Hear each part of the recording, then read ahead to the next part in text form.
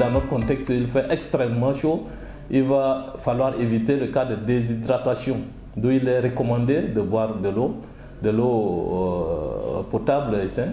Et il faut aussi manger des aliments qui contiennent assez de l'eau, suffisamment de l'eau, du genre bouillon par exemple, ou bien la bouillie par exemple, ou de fruits qui sont très riches en eau, tels que les pastèques, les tomates, ainsi de suite.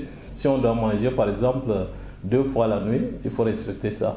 Mais ne pas passer toute la nuit en train de manger, puisque cela, ou bien grignoter toute la nuit, cela va engendrer de surpoids.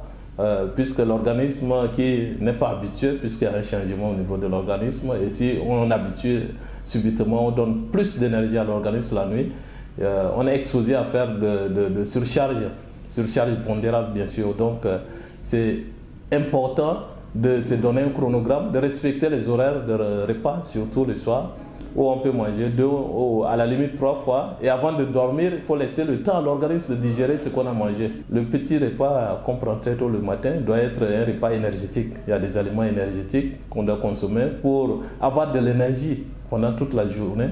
Et en plus de cela, il faut que ces aliments soient aussi des aliments protéiques qui puissent aussi avoir de vitamines. Donc les 3 groupes d'aliments, il faut les respecter le matin. Surtout le repas du matin, très important. Il faut avoir des aliments énergétiques, les aliments protecteurs et les aliments constructeurs. On doit restreindre ces aliments qui sont riches en caféine pour éviter les cas de déshydratation et consommer aussi moins de sel pour ne pas être exposé à l'hypertension, puisqu'il y a l'iode par exemple, le sodium par exemple qui peut entraîner le cas de l'élévation de la tension artérielle, et aussi les aliments très sucrés, notamment les sucres raffinés, on doit aussi restreindre pour ne pas être exposé aux maladies métaboliques.